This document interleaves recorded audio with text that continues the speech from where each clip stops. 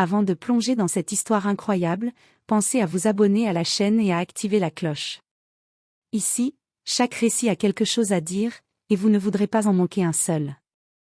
Dans les rues animées de New York, un grand immeuble en verre reflétait le soleil de midi. À l'intérieur, le luxe et l'opulence dominaient chaque coin, bureaux brillants, œuvres d'art coûteuses, et une atmosphère de pouvoir palpable. Dans l'un de ces bureaux, Marcus Whitman, un banquier réputé mais profondément raciste, parlait à haute voix à ses collègues, un sourire condescendant aux lèvres. « Sale noire esclave », marmonna-t-il en désignant d'un geste de la main une femme qui passait devant son bureau, croyant la juger simplement par sa tenue et sa couleur de peau. Il ne se doutait absolument pas que cette femme n'était pas une employée quelconque ou une simple cliente, mais quelqu'un de beaucoup plus important. Elle s'appelait Victoria Langston, une femme élégante et assurée, portant le costume sombre d'une consultante financière internationale. Ce que Marcus ignorait, c'est que Victoria était en réalité la propriétaire majoritaire de la banque, ainsi que l'investisseuse principale de son projet le plus ambitieux. Ce n'était pas seulement une question de richesse, elle avait le pouvoir de détruire sa carrière en un seul geste. Victoria s'arrêta juste devant lui, son regard calme mais perçant traversant l'orgueil aveugle de Marcus. Il sentit un frisson d'inconfort, mais refusa de baisser les yeux. Il ne savait pas encore que chaque mot raciste prononcé contre elle venait de sceller son destin. Quelques minutes plus tard, dans la salle de réunion principale, Victoria annonça qu'elle allait réévaluer tous les projets dirigés par Marcus. Le sourire condescendant qu'il avait affiché quelques instants auparavant disparut instantanément. Le monde semblait s'écrouler autour de lui alors que la femme qui l'avait humilié avec tant de légèreté commençait à exercer toute l'autorité qu'il avait méprisée. Marcus Whitman venait de découvrir, trop tard, que les jugements hâtifs et le racisme pouvaient coûter plus que de la dignité, ils pouvaient ruiner une carrière entière. Et Victoria, avec un calme presque cruel, savourait la satisfaction silencieuse de cette revanche inattendue. Le lendemain matin, Marcus Whitman entra dans son bureau comme d'habitude, son costume parfaitement repassé et son air arrogant intact. Mais une atmosphère étrange flottait dans l'air, lourde et glaciale. Ses collègues, habituellement si serviles, évitaient son regard. Un frisson d'inquiétude traversa son dos. Victoria Langston entra dans la pièce quelques minutes plus tard, sa démarche calme mais imposante. Elle portait un tailleur noir impeccable, et ses yeux sombres semblaient lire chaque pensée de Marcus. « Marcus, dit-elle d'une voix douce mais ferme, nous devons parler de votre projet. » Il sourit avec condescendance, pensant que ce serait une simple réunion de routine. Mais dès qu'il ouvrit la bouche pour répondre, Victoria prit la parole. « Avant de discuter chiffres et stratégie, je veux que vous sachiez que votre comportement d'hier est inacceptable. » Marcus fronça les sourcils. « De quoi parlez-vous » Victoria le regarda droit dans les yeux, son calme tranchant comme une lame. « Vos commentaires racistes. Appeler quelqu'un « sale noire esclave » dans mon immeuble. » Un silence lourd s'abattit. Marcus sentit son visage se durcir, mais avant qu'il ne puisse répliquer, Victoria continua. « Vous ne savez pas à qui vous parlez, Marcus. Et maintenant que vous le savez, je vais devoir réévaluer votre position ici. » Il blêmit. Son cœur battait la chamade. Il comprit que son arrogance venait de le trahir. Mais il tenta un dernier stratagème. « Victoria, ce n'était qu'une remarque. » Victoria leva la main, interrompant sa tentative pitoyable de justification. « Les mots ont un poids, Marcus. Et ici, ils ont un prix. Vous resterez sous mon contrôle jusqu'à nouvel ordre. » Quelques instants plus tard, son téléphone vibra, un email de la direction générale confirmant sa suspension immédiate et la mise sous surveillance stricte de tous ses projets. Marcus s'effondra dans son fauteuil, incapable de réagir. Ses collègues l'évitaient, certains même souriant en coin, conscients de sa défaite. Victoria se pencha légèrement, son regard glacial fixé sur lui. « Vous avez cru dominer ce lieu par l'argent et le pouvoir. Mais le vrai pouvoir, Marcus, ne se mesure pas en chiffres. Il se mesure en respect, et vous venez d'en perdre tout le vôtre. » À cet instant, Marcus comprit que sa vie venait de basculer.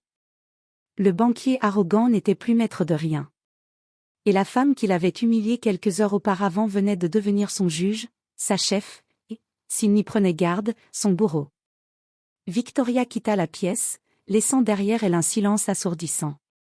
Marcus resta seul, ses pensées tourbillonnant dans un mélange de peur, d'humiliation et de rage. Pour la première fois, il ressentit ce que c'était que de se sentir vraiment impuissant. Marcus Whitman passa la nuit à ruminer sa défaite. Chaque image de Victoria, calme et impassible, le hantait. Pour la première fois de sa vie, il avait été humilié publiquement par une femme noire et pire, par celle qu'il considérait comme une esclave insignifiante. Son orgueil blessé refusait d'accepter cette réalité. Le matin suivant, il arriva au bureau plus tôt que d'habitude, décidé à reprendre le contrôle. Il voulait montrer à Victoria qu'elle ne pouvait pas l'écraser. Il fit circuler des emails à tous les départements, organisant des réunions et prenant des décisions, pensant que la vitesse et l'agressivité impressionneraient la direction. Mais Victoria était déjà là, un sourire fin aux lèvres, l'observant depuis la porte de son bureau. Lorsqu'il tenta de lui présenter ses décisions, elle le coupa net. « Marcus, dit-elle, je vous rappelle que chaque initiative que vous prenez doit être approuvée par moi. » Il fronça les sourcils, furieux. « Victoria, je suis le chef de ce projet. » Elle avança d'un pas, son regard perçant. « Vous pensiez l'être. Mais vous n'avez jamais compris que le pouvoir ne se prend pas, Marcus. Il se mérite. Et vous l'avez gaspillé hier. » Une boule d'angoisse monta dans sa gorge.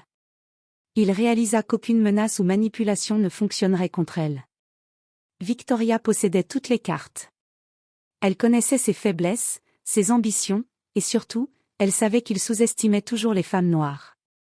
Pour humilier encore plus Marcus, Victoria convoqua une réunion avec tous les cadres supérieurs. À voix haute, devant tous, elle énuméra les erreurs passées du projet dirigé par Marcus, ses décisions impulsives et ses jugements personnels qui avaient compromis plusieurs contrats. Chaque mot était une humiliation publique. Les cadres, d'abord choqués par le silence de Marcus, se mirent à échanger des regards complices. Les murmures se transformèrent en rires étouffés. Marcus sentit sa dignité s'effondrer, mais il tentait encore de sauver la face. Victoria, voyant sa lutte pitoyable, termina calmement. « Marcus, vous allez rester sous mon observation directe jusqu'à ce que je décide si vous êtes digne de continuer ici. Jusqu'à ce moment, considérez-vous comme mon subordonné. » Le silence retomba. Marcus, incapable de parler, comprit enfin la vérité, la femme qu'il avait jugée comme une simple « sale noire esclave » était plus puissante que lui dans tous les domaines où il pensait régner. Alors qu'il quittait la salle, le visage rouge de colère et d'humiliation, il sentit quelque chose qu'il n'avait jamais ressenti, la peur. Et pour la première fois, Marcus Whitman réalisa que le vrai pouvoir n'était pas dans l'argent, mais dans le contrôle de l'esprit et du respect des autres. Victoria, de son côté, se retourna vers son équipe, un léger sourire aux lèvres, elle venait de donner la première leçon de sa revanche silencieuse. Et elle savait que ce n'était que le début. Marcus Whitman ne pouvait plus supporter l'humiliation. Chaque instant passé sous le regard froid de Victoria semblait le pousser au bord de la folie. Sa fierté blessée criait vengeance, et il décida qu'il devait reprendre le contrôle à tout prix. Ce matin-là, il entra dans la salle de conférence avec un plan en tête. Il avait rassemblé des documents, des chiffres et des emails soigneusement sélectionnés, espérant les utiliser pour discréditer Victoria devant le conseil d'administration. Il se sentait invincible, ou du moins, il le croyait. Victoria, assise au bout de la table, l'attendait calmement, un léger sourire ironique sur les lèvres. « Bonjour Marcus. J'espère que vous avez bien dormi. » Il la fixa avec mépris, serrant les poings. « Je suis ici pour corriger vos erreurs, je veux dire, pour montrer que vous avez tort sur le projet. » Elle l'écouta patiemment, hochant légèrement la tête, sans interrompre. Puis, lorsqu'il eut terminé sa présentation, elle prit la parole, douce mais implacable. « Marcus, je vois que vous avez préparé un dossier contre moi. Très bien. Mais permettez-moi de vous rappeler une chose, toutes les informations que vous utilisez sont issues de mes archives. Chaque document, chaque chiffre, chaque analyse, c'est moi qui les ai fournis. » Un silence glacé s'installa. Marcus sentit son estomac se nouer. Tout son plan venait de s'effondrer, ce qu'il croyait être une preuve accablante contre Victoria était en réalité une démonstration de son propre pouvoir. Vous avez cru manipuler la situation, mais vous avez simplement montré que vous dépendez entièrement de moi, continua Victoria, son regard perçant. Et maintenant, chaque geste que vous faites est sous mon contrôle. Marcus, rouge de colère, tenta encore une dernière tentative. Je peux trouver un moyen de vous faire tomber, vous verrez. Victoria se leva lentement, imposante, et s'avança vers lui. Marcus, vous oubliez quelque chose.